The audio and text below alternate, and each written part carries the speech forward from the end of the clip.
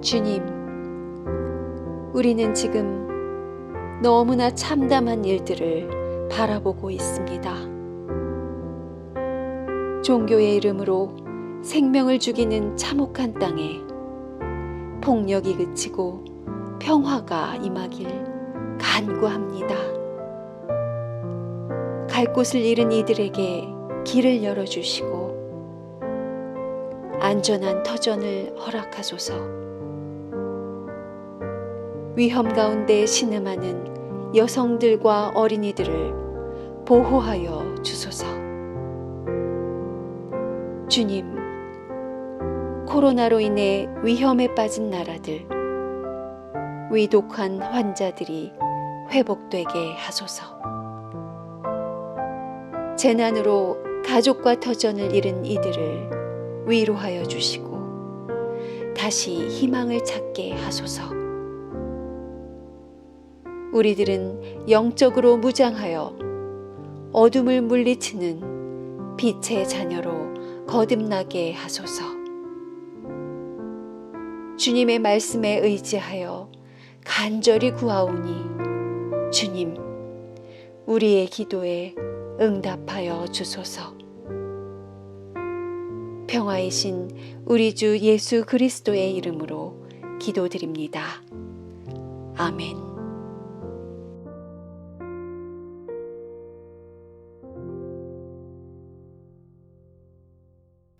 바울 사도가 에베소에 보낸 거룩한 서신입니다.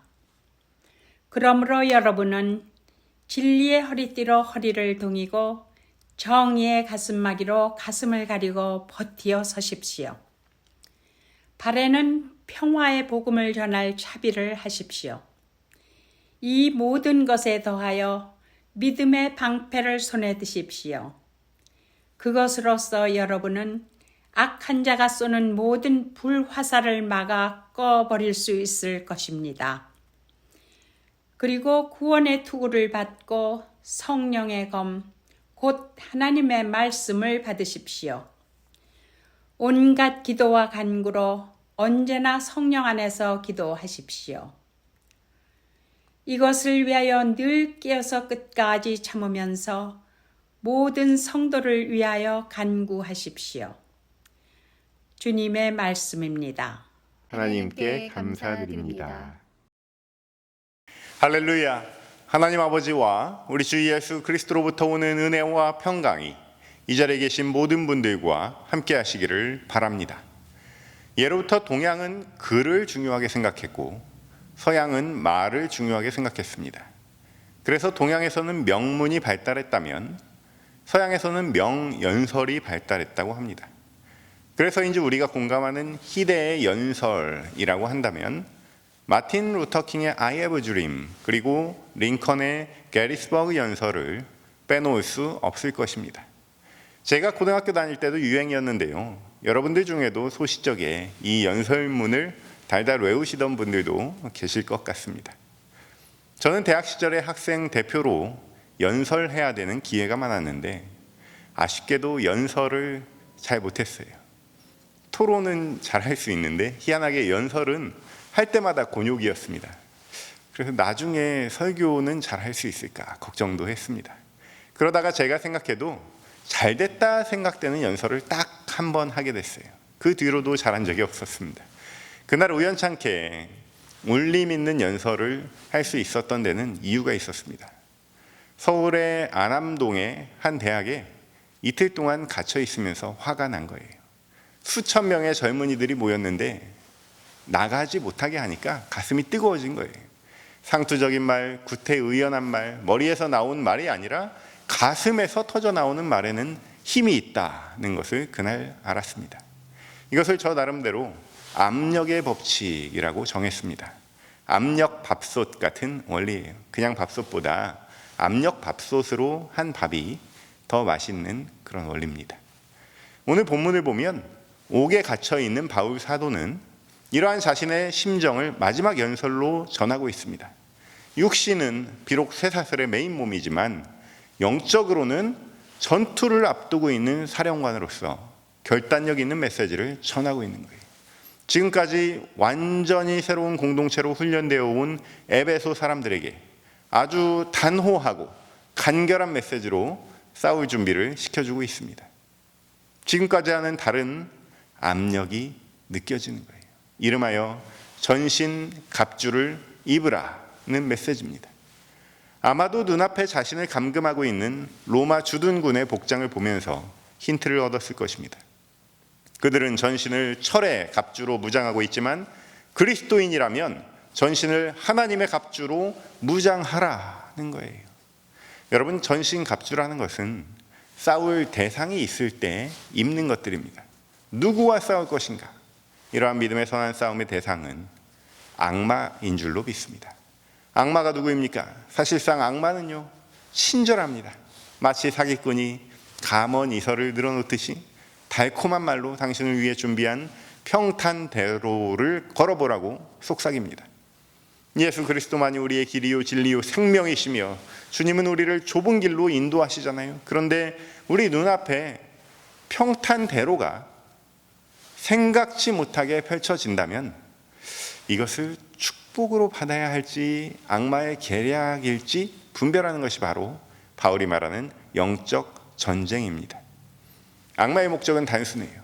하나님의 나라가 좁아지고 좁아져서 마침내 악으로 덮여서 자기 세상이 되는 것입니다. 우리는 악한 세상에 살고 있습니다. 혹자는 말합니다. 인터넷이 없던 시절이 좋았어. 그런 논리라면 TV가 없던 시절, 라디오가 없던 시절, 신문이 없던 시절, 책이 없던 시절까지 돌아가야 됩니다. 모르는 게 약이라는 말이죠. 실시간으로 전 세계에서 일어나는 악을 우리는 대면하며 살아갑니다. 너무 많은 폭력에 거짓 뉴스까지 더해져서 무뎌지는 우리 마음도 그렇게 악에 스며들어갑니다. 수천 년 전에 소돔과 고모라가 악이 가득하고 의인이 없어서 망했는데 오늘날 우리가 살아가는 이 세상이 과연 소돔과 고모라보다 더 선한가 한번 질문해 볼 일입니다. 여러분, 지금 아프가니스탄에서 벌어지는 일들을 상상해 보십시오.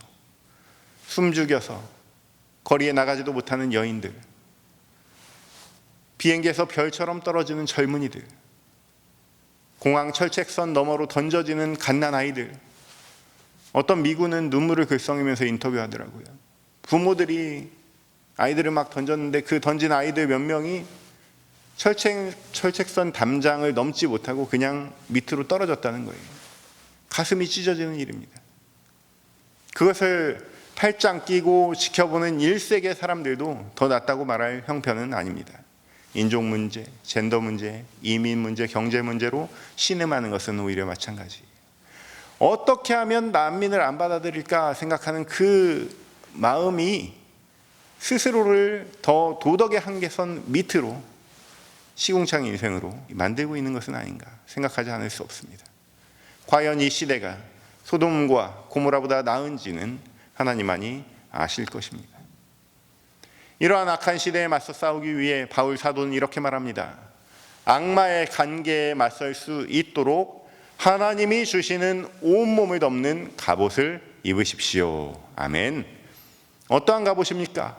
진리의 허리띠와 정의의 가슴 마귀와 평화의 복음의 신을 신고 믿음의 방패와 구원의 투구, 성령의 검, 이렇게 6가지 갑옷을 말하고 있는데 이것들이 각각 어떤 의미가 있는지 순서대로 함께 나눠보겠습니다.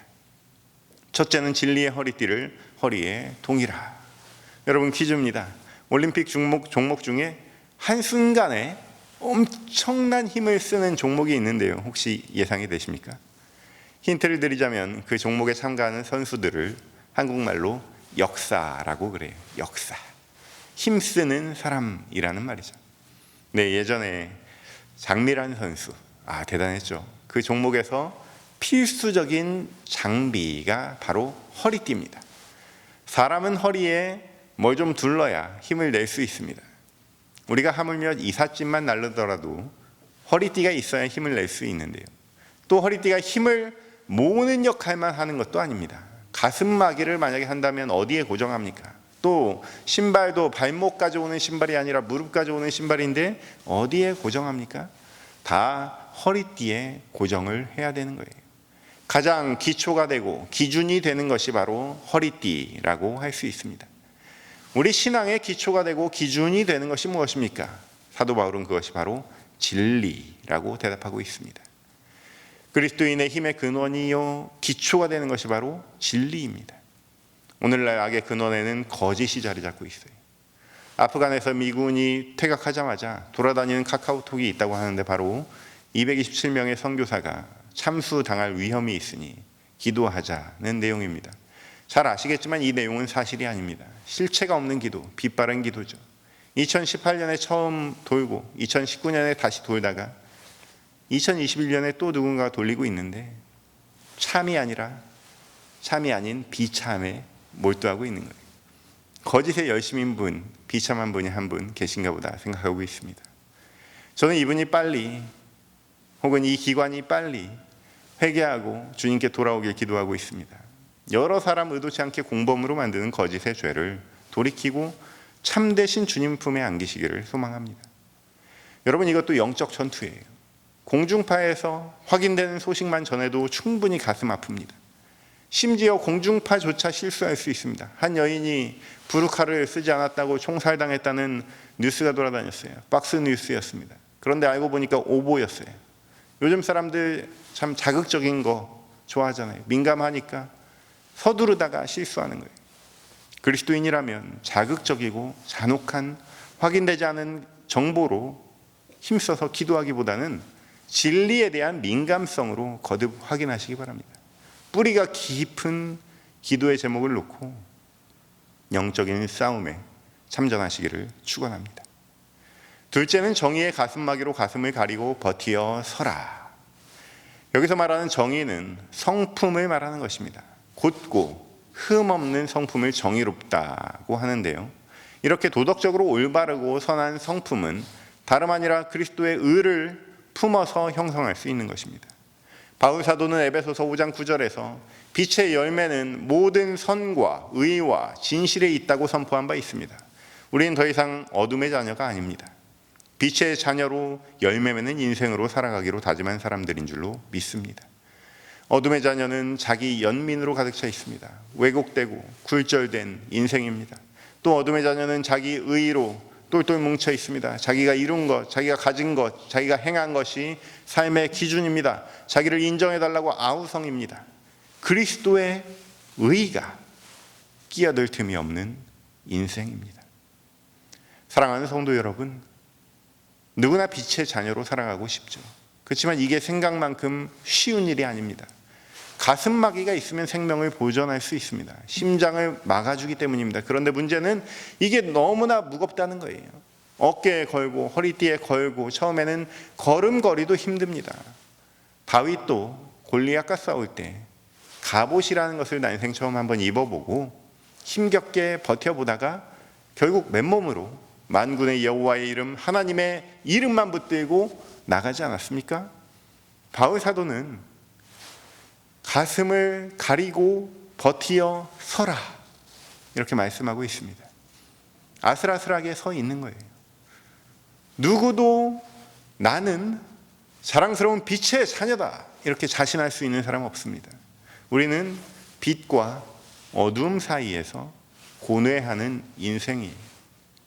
그러한 고뇌를 주님의 멍에로 바꾸어서 쉽고 가볍게 사는 게 우리 영적 전투의 목표입니다. 셋째는 평안의 복음을 전할 차비를 하라. 평안의 복음의 신을 신어야 합니다. 모세가 호렙산에서 들었던 음성이 무엇입니까? 내가 서 있는 곳은 거룩한 곳이니 내 신을 벗으라. 우리가 자연인으로 살아갈 때는 운동화나 구두를 신지만 칼과 창과 화살이 날아드는 전장에서는 전투에 적합한 신을 신어야 합니다. 운동화를 신고 구두를 신고 그 위에다가 전투화를 신을 수는 없습니다. 먼저 신을 벗어야 합니다. 주님의 복음을 받아들이고 주님께서 가라고 하면 가야 합니다. 복음을 전해야 합니다. 그런즉 저희가 믿지 아니하는 일을 어찌 부르리요? 듣지도 못한 일을 어찌 믿으리요? 전파하는 자가 없이 어찌 들으리요? 보내심을 받지 아니하였으면 어찌 전파하리요? 기록된 바 아름답도다. 좋은 소식을 전하는 자들의 발이여 함과 같으니라. 아멘. 발레리나 강수진의 발, 김연아 선수, 박지성 선수의 발도 유명하고 아름답지만 이러한 악한 시대를 향해 좋은 소식을 전하는 자들, 곧 복음 전하는 자들의 발은 또 다른 차원에서 아름다운 줄로 믿습니다. 그런데 영적 전투에 있어서 중요한 포인트가 있습니다. 다치면 안 돼요. 사상자가 나오면 좋은 지휘관이 아닙니다. 다치는 군인은 좋은 부대원이 아닙니다. 스스로 잘 보호해야 합니다. 전장에서 군인이 가장 오랜 시간을 보내는 것은 전투가 아닙니다. 걷는 것입니다. 서 있는 것입니다. 그래서 전쟁은 신발의 성능이 성패를 좌우했다 라는 말이 있습니다. 여러분, 복음 전하는 일이 쉬운 일이 아닙니다. 요즘 사람들은 내 입에서 나오는 복음을 듣는 게 아니라 내 말과 행동이 일치하는지, 내 일상이 복음적인지를 유심히 지켜봅니다. 이것을 일상신앙이라고 하는데요. 일상신앙이 흐트러지면 전도가 안 되는 거예요. 그런데 예수님처럼 사는 게 쉽지가 않습니다. 그 과정에서 나는 왜 이 정도밖에 안 될까? 난 진짜 신앙이 맞나? 하면서 자책할 수 있습니다. 혹시나 하는 마음으로 전도해 봤는데 돌아오는 냉랭함에 마음이 쉽게 다칩니다. 때론 관계가 깨집니다. 전장에서는 발을 다쳐서 부상을 입지만 복음 전하는 사람은 마음을 조심해야 합니다. 그러므로 바울은 어떠한 경우라도 평안하라 이렇게 권면하고 있습니다. 마음이 조급하면 안 될 일도 평안하면 슬슬 풀리잖아요. 사랑하는 성도 여러분, 평안한 마음으로 복음 전하는 아름다운 발걸음 걸어 나가시기를 주님의 이름으로 축원합니다. 넷째는 이 모든 것에 더하여 믿음의 방패를 손에 들라. 바울 사도는 에베소서 1장 19절을 통해 믿는 사람들인 우리에게 강한 힘으로 활동하시는 하나님의 능력이 얼마나 큰지를 여러분이 알기 바란다 이렇게 고백하고 있어요. 여러분, 이 하나님의 능력이 곧 믿음의 방패입니다. 하나님의 능력이 얼마나 큰지 여러분, 모든 세상의 자질구레한 그런 공격들, 불화살들은 능히 막아낼 수 있는 방패입니다. 그냥 막는 게 아니라 끌 수 있다. 불화살을 끌 수 있다. 이렇게 오늘 본문은 말하고 있어요. 그러한 커다란 방패, 믿음의 방패는 누구에게 주어집니까? 바로 믿음의 사람들에게 주어지는 줄로 믿습니다. 여러분, 믿음이 무엇입니까? 믿음은 단순히 하나님의 자녀되는 차원이 아닙니다. 하나님과 나 사이에 탯줄이 연결되어 있는 상태를 믿음이라고 그래요. 하늘과 탯줄로 이어지고 예수와 탯줄로 이어졌을 때 여러분, 세상에 무엇이 두렵겠습니까? 이러한 마음가짐을 든든한 방패로 삼아야 될 줄로 믿습니다. 한 철학자가 묻습니다. 도대체 하나님이 계신 곳이 어디인가? 한 수도자가 대답합니다. 도대체 하나님이 안 계신 곳이 어디인가? 하나님과 탯줄로 연결된 존재다운 고백이에요. 이러한 믿음으로 살아간다면 겨자씨만한 믿음으로도 산을 옮길 수 있다고 성서는 증언하고 있습니다. 다섯째는 구원의 투구를 받고 오늘날은 갑옷을 착용하지 않지만 유일하게 남은 갑옷의 흔적은 투구입니다. 군인들도 사용하고요. 바이크나 스케이트를 타면 착용하게 돼 있는 헬멧입니다. 그렇다면 왜 구원의 투구일까? 투구는 넘어지거나 공격당하지 않으면 그냥 거추장스럽고 무겁기만 한 그런 존재입니다. 정말 투구가 필요할까? 하는 생각만 갖게 하는 거예요. 아이들도요, 자전거 탈 때 틈만 나면 헬멧을 어떻게 안 써볼까 합니다. 그러나 사고가 나면요, 투구가 있으면 살고 없으면 크게 다치는 거예요. 구원이라는 것은 손에 만져지는 것이 아닙니다. 볼 수 있는 것도 아닙니다. 왜 구원의 확신이 있어야 하는지 의문일 수 있습니다. 그냥 남들이 다 하니까 덩달아 세례를 받고 구원의 확신을 고백했다고 해서 구원받은 것이 아닙니다. 구원은 과거형이 아니에요. 지금 우리가 이 현재의 어둠의 중력장을 헤쳐나갈 수 있도록 지금 저와 여러분에게 작동하는 힘입니다. 동양 철학자 고미숙은 아이들은 중력장에서 자유로워서 나풀나풀 뛰어다니게 돼 있다고 말합니다. 어른들은 중력을 이기지 못해서 몸이 점점 바닥으로 향하고 자꾸 앉고 싶고 눕고 싶고 그렇다고 합니다. 그러나 아이의 모습을 한 어른 같은 이도 있고 어른의 모습을 한 아이 같은 이도 있습니다. 생각 나름입니다. 구원의 투구는요, 여러분의 생각을 전향시키는 거예요. 원형을 회복시키는 거예요. 그것이 바로 예수님께서 말씀하신 어린아이와 같지 아니하면 천국에 갈 수 없다, 이 말과 연결됩니다. 생각을 주관하신 하나님께서 구원의 투구를 통해 우리가 이성을 넘어서 신비의 존재로, 육신의 중력장을 넘어서 나풀거리는 나비와 같은 존재로 새롭게 하시는 줄로 믿습니다. 우리가 습관적으로 죄를 짓는다고 할 때 그러한 죄의 중력에서 벗어나서 더 이상의 죄를 짓지 않고 모두 즐거운 마음으로 살아가는 것이 바로 구원이에요.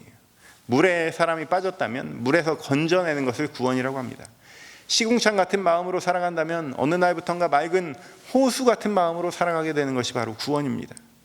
그런데 전에는 구원받은 것 같더니 요새는 조금 안 그런 것 같다고 고백하시는 분들이 가끔 있어요.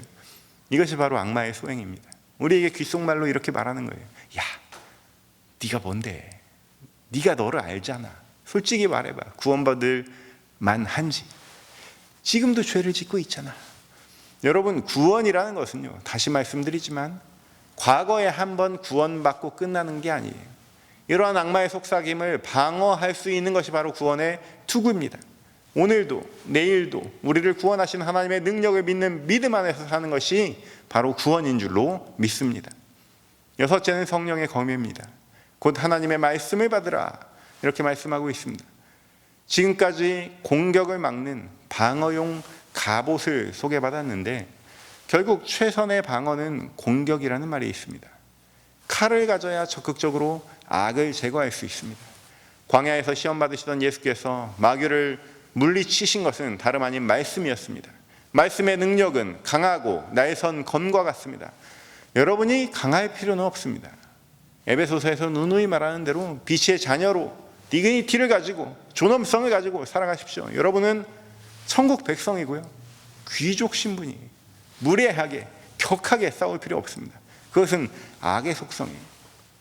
영적 전쟁은 겸손하고 온유하며 친절하게 하는 것입니다. 왜냐하면 우리에게는 성령의 검이 있기 때문입니다. 우리가 싸울 수 있는 무기가 농기구밖에 없다, 그러면 목숨 걸고 이판사판으로 싸워야 되지만 하나님께서 주신 다이아몬드보다 더 날선 성령의 검이 있다면 그저 품위 있게 싸우시면 됩니다. 여러분이 말씀을 누군가의 귀에 집어넣으려고 하지 않아도 됩니다. 그 무엇보다도 예리하기 때문입니다. 예리하게 우리 삶의 빈틈을 채워주고 치유시켜주는 그런 검입니다. 회복의 검입니다. 예수께서는 화평이 아니라 칼을 주러 왔다고 했습니다. 좋은 게 좋은 거라는 생각으로 아파도 그냥 감싸고 골마도 그냥 무감하게 사는 것이 아니라 예리한 말씀으로 그 환부를 도려내고 새살이 돋아나게 하는 것이 영적 전쟁이에요. 예수께서는 그저 당대의 리더 중에 한 사람으로 무난하고 사이좋게 살기 위해서 이 땅에 오신 게 아닙니다. 악한 세상 가운데 억압되고 있는 우리를 십자가 보혈의 능력으로 자유케 하시려고 말씀이 육신이 되어서 오신 줄로 믿습니다. 지금까지 6가지 전신갑주를 함께 살펴봤습니다. 그 중에 5가지는 방어용이에요. 1가지는 공격용입니다. 그리스도인의 본질은 공격형이 아니라 방어형이라는 사실을 알 수 있습니다. 우린 침략자가 아니에요. 무자비한 탈레반이 아닙니다. 적대적인 세계에서 이기기 위한 영적 전쟁을 하는 것이 아닙니다. 예수께서도 세상죄 지고 가는 어린 양으로서 십자가에 달리셨어요. 지는 게 이기는 것이라는 원리와 같습니다. 그런데 악이라는 존재가 그렇게 호락호락하지는 않습니다. 늘 늑대와 같이 눈을 번뜩이면서 우리 삶의 곳곳에 사사건건 개입합니다. 우리 삶을 아예 송두리째 전복시키려고 하는 것이 그들의 속성입니다. 하나님을 떠나고 하나님을 저주하며 조롱하며 살게 만드는 대가로 무언가를 준다고 속삭입니다. 그러나 우리는 악마에게 영혼을 판 대가가 무엇인지 파우스트나 이런 문학작품들을 통해서 잘 알고 있습니다. 그러므로 우리에게 필요한 것은 인내입니다. 또 우리에게 필요한 것은 끝없는 저항입니다. 그 힘은 우리 안에서 나오지 않습니다. 공중 급유선처럼 흘러가는 순례의 여정 가운데서 공급을 받아야 되는데요, 그 원료가 바로 기도입니다. 우리의 연료는 기름이 아니라 기도입니다. 요즘은 배터리로 가는 전기 자동차가 많이 나오죠. 이미 충전을 스스로 하면서 작동하는 전기 자동차가 나오고 있다고 합니다. 그러한 충전의 능력이 바로 어디에서 오냐면 기도로부터 오는 거예요. 바울 사도는 이 편지의 마지막 메시지, 전신 갑주를 취하라는 메시지를 전하면서 하나의 목적을 분명히 말하고 있습니다. 이 악한 날에 적대자들을 대항하면서 설 수 있도록 하는 것입니다. 지금까지 훈련 교관의 메시지였습니다.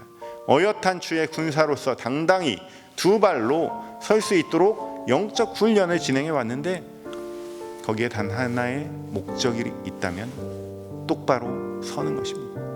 그런데 아이러니하게도 그렇게 서기 위해서 우리가 지금 당장 해야 할 일은 무릎을 꿇는 일이에요. 기도의 무릎이야말로 우리의 충전소입니다. 사랑하는 성도 여러분, 여기 진리의 허리띠가 있습니다. 정의의 흉배가 있습니다. 평안의 복음의 신이 있고 믿음의 방패가 있습니다.